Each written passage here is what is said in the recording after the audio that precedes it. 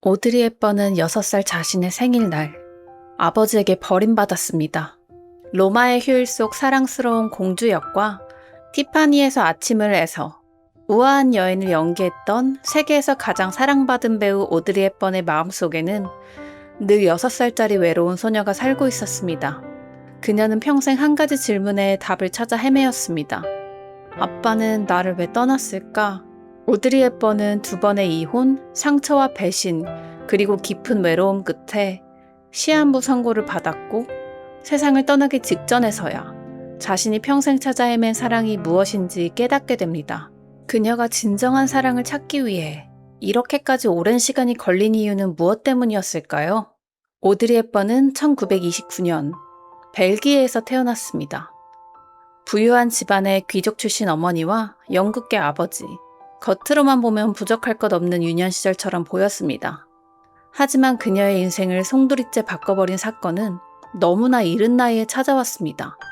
오드리 헵번이 겨우 6살이던 1935년 아버지 조셉 러스턴이 파시즘 정치활동에 깊게 빠져 갑작스럽게 가족을 떠난 것이었습니다. 어린 오드리에게 아버지의 부재는 단순한 이별이 아니었습니다. 그건 평생 지워지지 않는 상처였습니다. 훗날 오드리 헵번은 아버지가 떠난 일을 자신의 인생에서 가장 큰 충격 중 하나로 기억했다고 전해집니다. 내가 부족해서 아버지에게 버림받았을까? 오드리 헵번의 마음속에 생긴 이 질문은 그녀가 어른이 된 뒤에도 사라지지 않았습니다. 하지만 더 잔인한 것은 그녀가 자라난 시대였습니다. 2차 세계대전이 시작되자 오드리 헵번은 네덜란드에서 전쟁의 공포를 겪었습니다. 먹을 것이 없어 튤립 뿌리까지 먹으며 버티고 공포와 굶주림, 불안 속에서 보낸 어린 날들 속에 아버지는 없었습니다. 전쟁도 무서웠지만 어린 오드리에겐 어쩌면 기댈 사람이 없다는 사실이 더 무서웠을지도 모릅니다. 그 결핍은 훗날 그녀의 사랑 방식에도 깊게 남았습니다. 오드리 헵번은 성인이 된 뒤 나이 차이가 많이 나고 지적이며 권위적인 남성에게 끌리는 모습을 보였습니다. 어쩌면 그녀는 사랑하는 남자에게서 남편을 찾은 것이 아니라 끝내 자신을 안아주지 않았던 아버지의 빈자리를 찾고 있었던 것인지도 모릅니다. 그리고 그녀 앞에 첫 번째 남자 멜 페러가 나타났습니다. 멜 페러는 배우이자 감독이었습니다. 지적이고 예술적인 분위기를 가진 남자였습니다. 두 사람은 연극을 함께하며 가까워졌고 1954년 조용히 결혼식을 올렸습니다. 그때만 해도 오드리 헵번은 이 결혼이 자신에게 안정된 삶을 안겨줄 것이라 믿었습니다. 하지만 기대와 현실은 완전히 달랐습니다. 결혼 생활이 이어질수록 멜 페러는 오드리의 삶 깊숙이 들어와 그녀를 통제하려 했습니다. 어떤 작품을 찍을지, 어떤 이미지로 보여지게 할지, 누구와 시간을 보낼지까지 속속들이 간섭했다고 전해집니다. 처음에는 예술적 조언 같았던 이야기들이 점점 감옥처럼 변해가기 시작했습니다. 문제는 오드리 헵번이 남편보다 점점 더 유명해졌다는 것입니다. 로마의 휴일 이후 그녀는 전 세계가 사랑하는 스타가 되었습니다. 하지만 남편의 마음은 달랐습니다. 아내의 성공을 기뻐하기보다 그 성공에 열등감을 느끼고 질투하고 불안해했습니다. 오드리는 그런 남편을 이해하려 애썼습니다. 남편의 자존심을 세워주기 위해 함께 작품을 찍고 남편의 커리어를 도우려 애썼습니다. 하지만 사랑은 한쪽이 계속 참고 맞춘다고 해서 완성되는 것이 아니었습니다. 동시에 오드리 헵번에게는 큰 아픔이 찾아왔습니다. 바로 아이 문제였습니다. 그녀는 누구보다 엄마가 되고 싶어 했습니다. 자신이 받지 못한 사랑을 자신의 아이에게는 꼭 주고 싶었을 겁니다.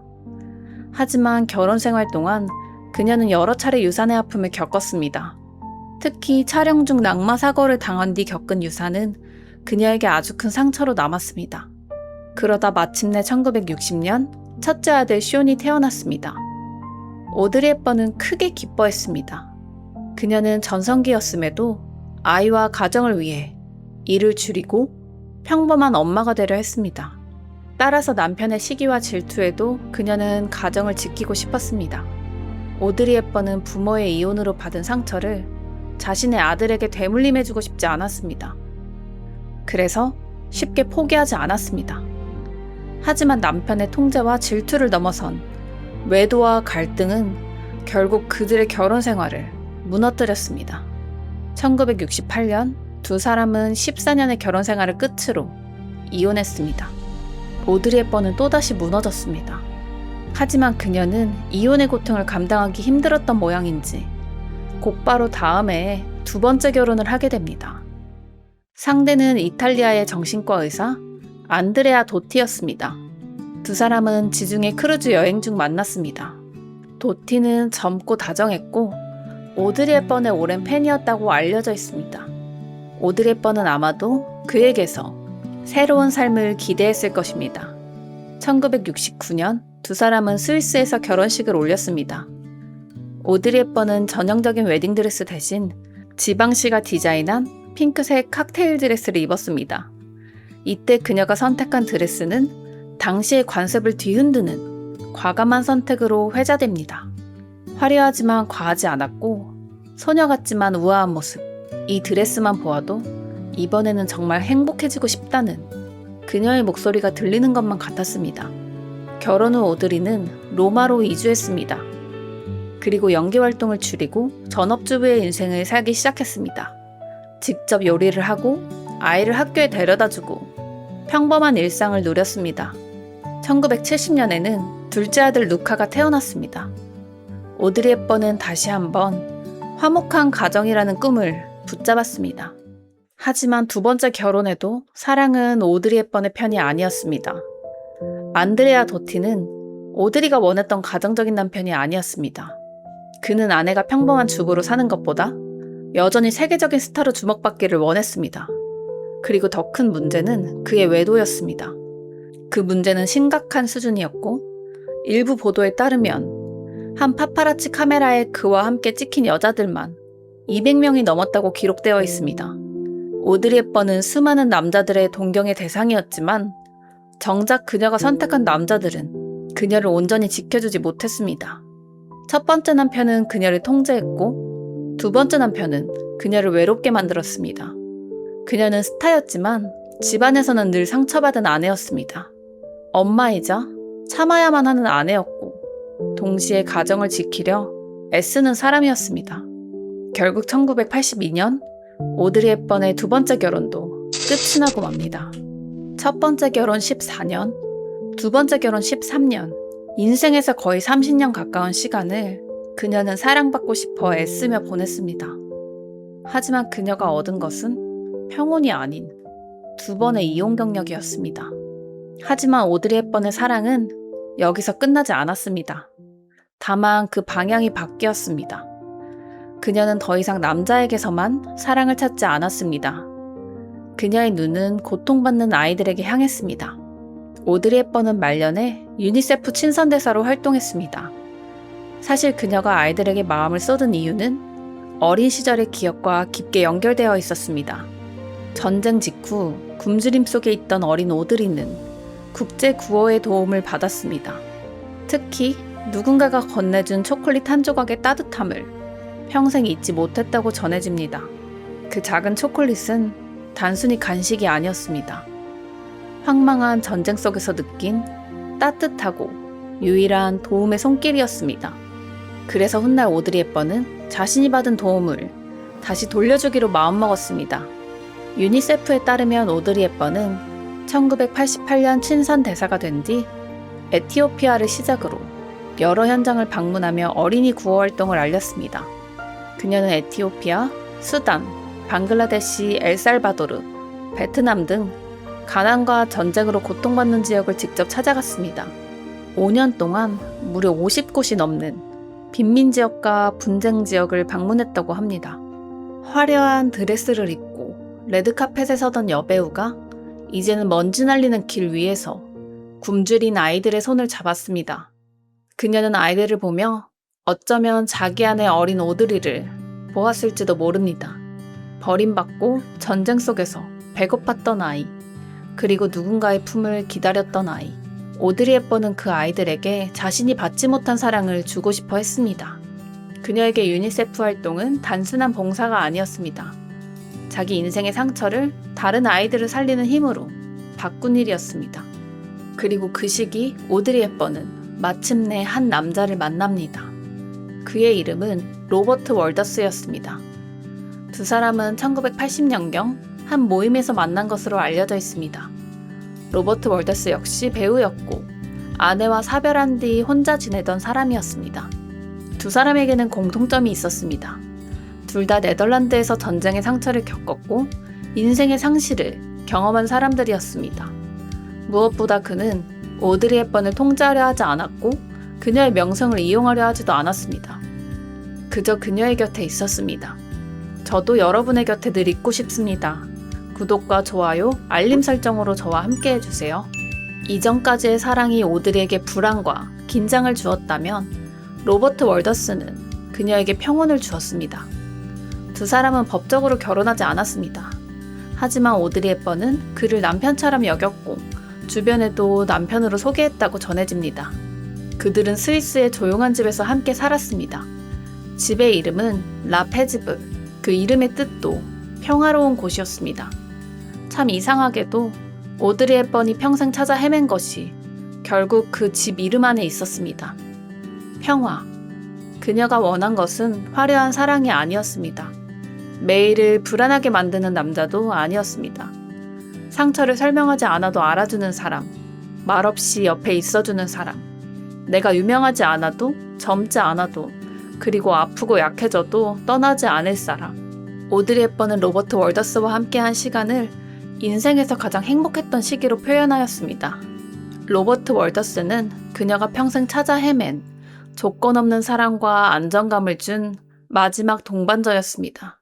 하지만 그 평온은 오래가지 못했습니다.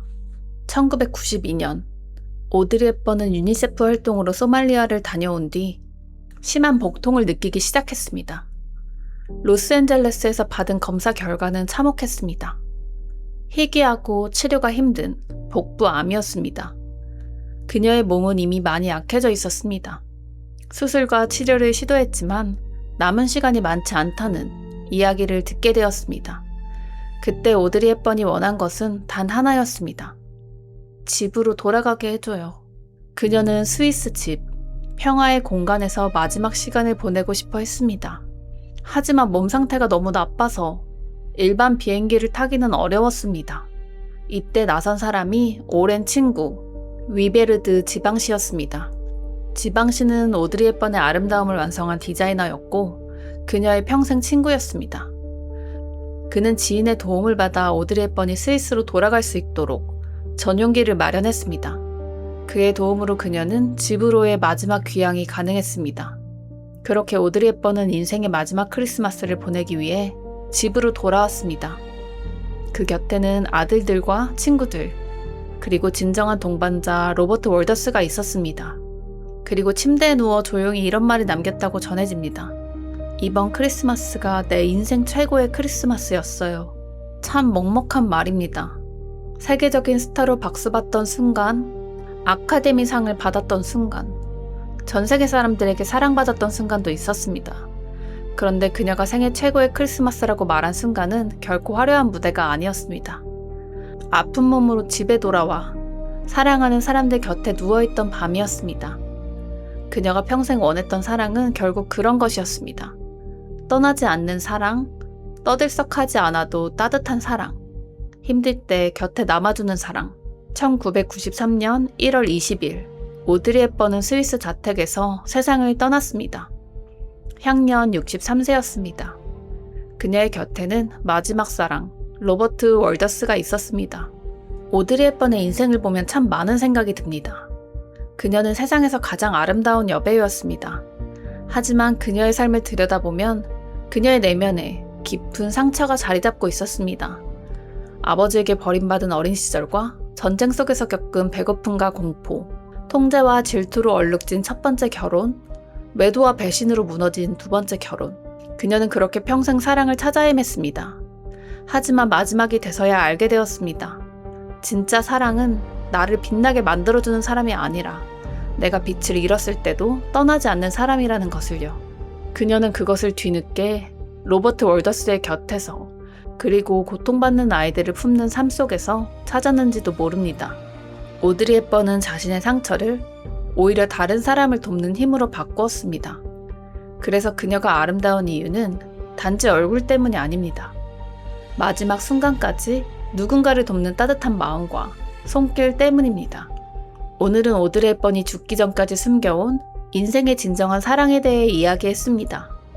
여러분은 오드리 헵번의 인생에 대해서 어떻게 생각하시나요? 댓글로 여러분의 생각을 남겨주세요. 앞으로도 여운이 남는 인생 이야기가 궁금하시다면 구독과 좋아요, 알림 설정도 부탁드립니다. 그리고 또 다른 상처를 지녔던 할리우드의 한 여성, 그레이스 켈리의 이야기가 궁금하시다면 지금 바로 추천 영상을 클릭해보세요.